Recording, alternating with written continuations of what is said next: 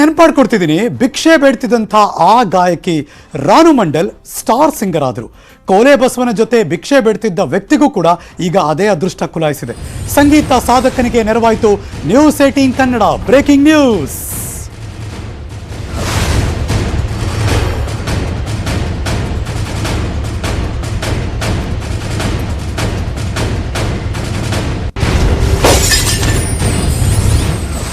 YouTube ನೋಡ್ತಾನೆ ಸಂಗೀತ ಕಲಿತಂಥ ಒಬ್ಬ ವ್ಯಕ್ತಿಯ ಕಥೆ ಇದು. ಆದರೆ ಹೊಟ್ಟೆಪಾಡಿಗೋಸ್ಕರ ಬಸವನ ಜೊತೆ ಬಸವಣ್ಣನನ್ನು ಕರ್ಕೊಂಡು ಭಿಕ್ಷೆ ಬೇಡ್ತಿದ್ದಂಥ ವ್ಯಕ್ತಿ. ಇವರ ಸಂಗೀತಕ್ಕೆ ನೆಲೆ ಹುಡುಕೊಟ್ಟಿದೆ ಈಗ ನ್ಯೂಸ್ 18. ನಾದಸ್ವರವನ್ನ ನುಡಿಸುತ್ತಾ ಒಂದು ವಿಡಿಯೋ ದೊಡ್ಡ ಮಟ್ಟದಲ್ಲಿ ವೈರಲ್ ಆಗುತ್ತೆ. ಕೋಲೆ ಬಸವನ ಮಾಲೀಕ ಆತನ ಊಹೆಗೂ ಮೀರಿದಂಥ ಈ ಸಂಗೀತ ಸಾಧಕನ ಸಾಧನೆ. ಈತನನ್ನ ಹುಡುಕಾಡ್ತಾ ಇದ್ರು AR ರೆಹಮಾನ್ ಅವರ ಅಳಿಯ GV ಪ್ರಕಾಶ್ ಕುಮಾರ್. ಕೋಲೆ ಬಸವನ ಸಂಗೀತಗಾರನ್ನ ಹುಡುಕೊಡಿ ಅಂತ ಅವರು ಕೂಡ ಸಾಮಾಜಿಕ ಜಾಲತಾಣದಲ್ಲಿ ಪೋಸ್ಟ್ ಹಾಕ್ತಾರೆ. ಅದಕ್ಕೀಗ ವೇದಿಕೆ ಕಲ್ಪಿಸ್ಕೊಡ್ತಾ ಇದೆ ನ್ಯೂಸ್ 18. ವೇದಿಕೆ ಅವ್ರಿಗೆ ನಾನು ಕಲ್ಪಿಸ್ಕೊಡ್ತೀನಿ, ಅವಕಾಶ ಕೊಡ್ತೀನಿ, ಅವರ ಸಂಗೀತವನ್ನು ನಾನು ವಿಡಿಯೋಗೆ ಬಳಸ್ಕೋಬೇಕು ಅಂದರು GV ಪ್ರಕಾಶ್ ಕುಮಾರ್. ಇನ್ಸ್ಟಾಗ್ರಾಮ್ನಲ್ಲಿ ಅವರೊಂದು ವಿಡಿಯೋ ಹಾಕ್ತಾರೆ GV ಪ್ರಕಾಶ್ ಕುಮಾರ್. ಈ ಮೂಲಕ ಮನವಿ ಮಾಡ್ಕೋತಾರೆ, ಇದೇ ಬೆಂಗಳೂರಿನ ಕುಮಾರಸ್ವಾಮಿ ಲೇಔಟ್ನಲ್ಲಿ ಆ ಕಲಾವಿದ ನುಡಿಸಿದಂತಹ ನಾದಸ್ವರದ ನಾದ.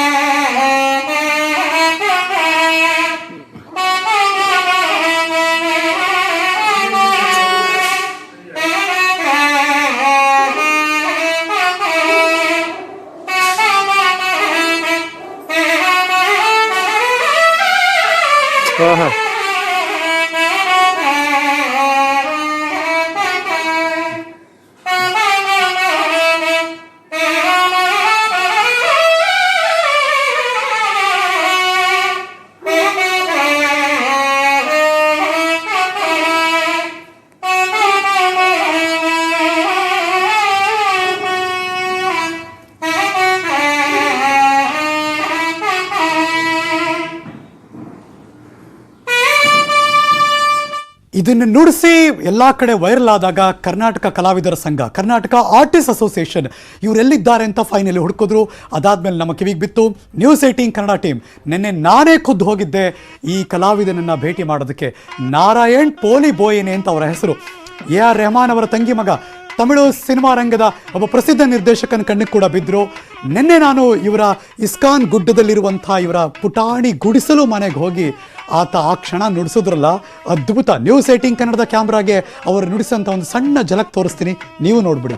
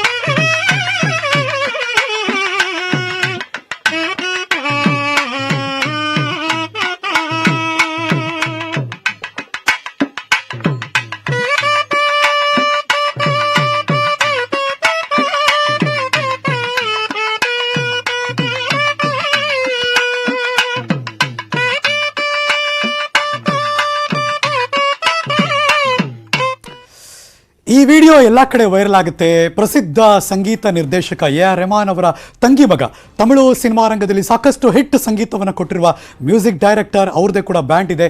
GV ಪ್ರಕಾಶ್ ಕುಮಾರ್ ಅವರ ಕಣ್ಣಿಗೆ ಬೀಳುತ್ತೆ ಇವರು.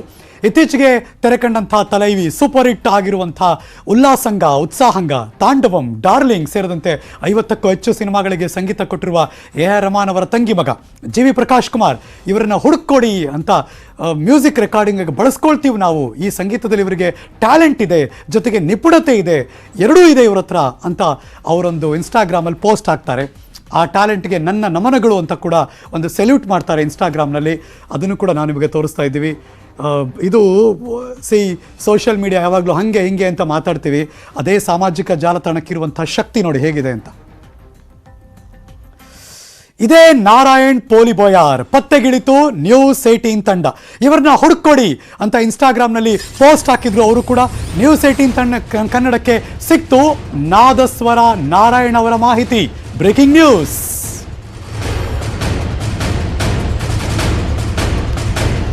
ಕರ್ನಾಟಕ ಕಲಾವಿದರ ಸಂಘ, ಕರ್ನಾಟಕ ಆರ್ಟಿಸ್ಟ್ ಅಸೋಸಿಯೇಷನ್ ಮೂಲಕ ನ್ಯೂಸ್ 18 ಪತ್ತೆ ಹಚ್ಚಿತು ಅವರೆಲ್ಲಿದ್ದಾರೆ, ಏನು ಮಾಡ್ತಿದ್ದಾರೆ ಅನ್ನೋದೆಲ್ಲವೂ ಕೂಡ. ಸೊ ಹಾಗಾಗಿ ಆರ್ಟಿಸ್ಟ್ ಅಸೋಸಿಯೇಷನ್ ಕಡೆಯಿಂದ ಅವ್ರಿಗೊಂದು ಮೆಂಬರ್ಶಿಪ್ ಕೂಡ ಕೊಡುವಂತಹ ಕೆಲಸ ನಡೀತು. ಅದಾದ್ಮೇಲೆ ಅವ್ರು ಕಷ್ಟದಲ್ಲಿದ್ದಾರೆ ಅಂತ ಗೊತ್ತಾಯಿತು. ಕರ್ನಾಟಕ ಆರ್ಟಿಸ್ಟ್ ಅಸೋಸಿಯೇಷನ್ನ ಉಪಾಧ್ಯಕ್ಷರು ಪ್ರವೀಣ್ ಡಿ ರಾವ್ ಇದ್ದಾರೆ, ಪ್ರಸಿದ್ಧ ತಬಲಾವಾದಕ, ಸ್ವರ ಸಂಯೋಜಕ ರಜನಿ ರಾಧಾಕೃಷ್ಣನ್ ಅವರು ಬಂದರು, ಆರ್ಟಿಸ್ಟ್ ಅಸೋಸಿಯೇಷನ್ನ ಸದಸ್ಯ ರಕ್ಷಿತ್ ಬಂದರು. ಅವರೆಲ್ಲರೂ ಕೂಡ ಅವ್ರಿಗೆ 1 ತಿಂಗಳಿಗಾಗುವಷ್ಟು ಅಕ್ಕಿ ಬೇಳೆ ಎಲ್ಲವನ್ನೂ ಕೂಡ ಅವ್ರಿಗೆ ಕೊಡಲಾಯಿತು.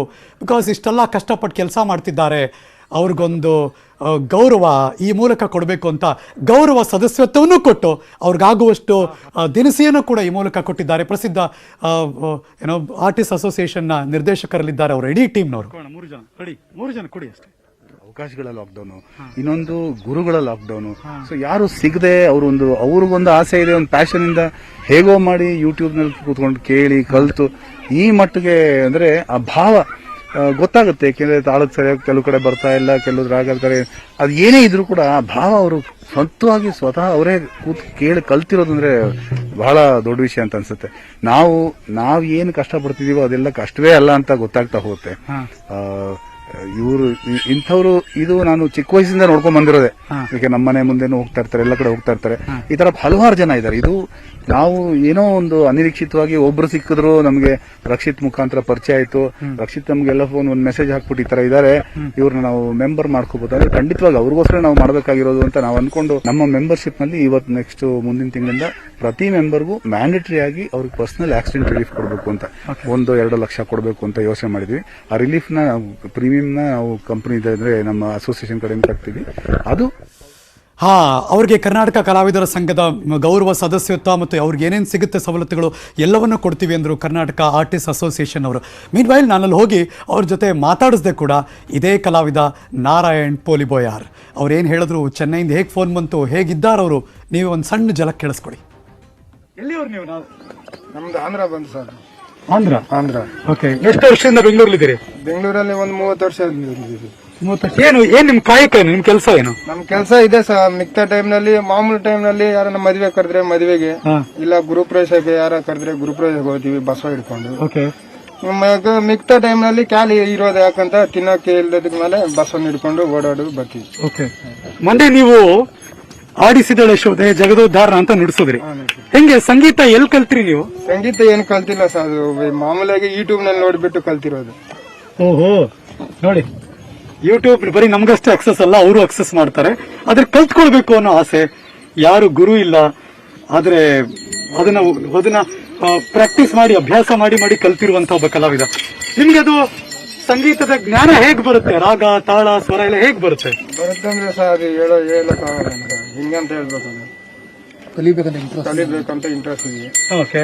ಕಲಿದಿದ್ದೀವಿ. ಆಡಿಸಿದಳೆ ಶೋಧೆ ಪ್ಲೀಸ್ ಒಂದ್ಸರಿ ಕಮಾ.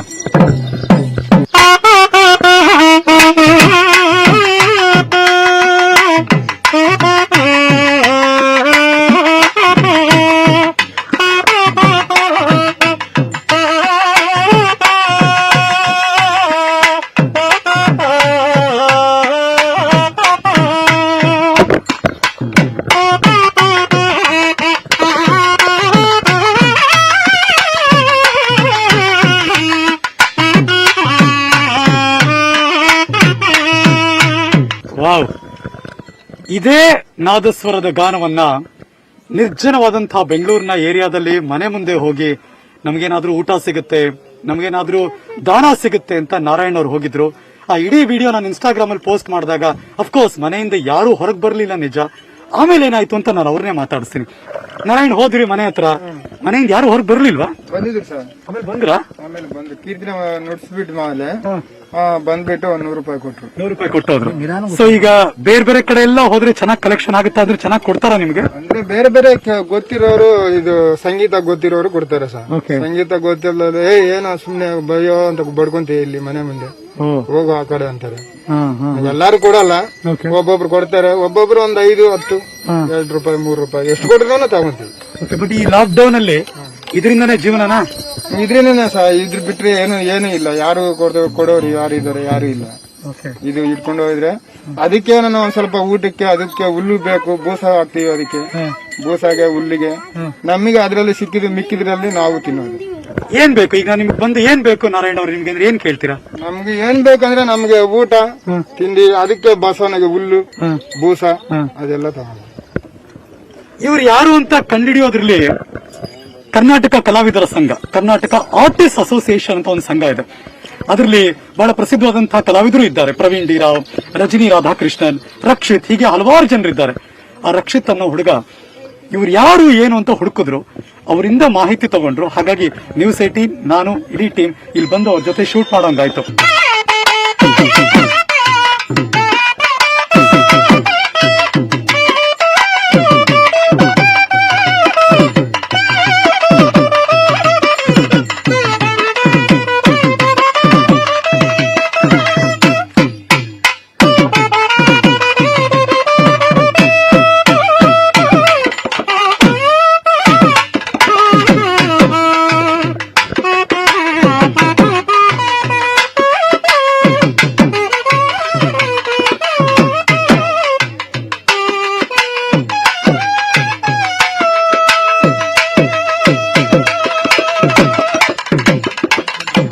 ಇಂಥ ಕಲಾವಿದರು ಏನೋ ಕರ್ನಾಟಕದ ಅಥವಾ ನಮ್ಮ ನಾಡಿನಲ್ಲಿ ಮೂಲೆ ಮೂಲೆಯಲ್ಲಿ ಎಲ್ಲೆಲ್ಲೋ ಸಿಗ್ತಾರೆ ಅಂತ ಆ ತರದ ಒಂದಷ್ಟು ಕಣ್ಣಿಗೆ ಬಿದ್ದಾಗ ಅವ್ರಿಗೊಂದು ಸಹಾಯ ಮಾಡೋಣ, ಅವ್ರಿಗೇನಾದ್ರೂ ಬೇಕಾದ್ರೆ ಕೇಳೋಣ.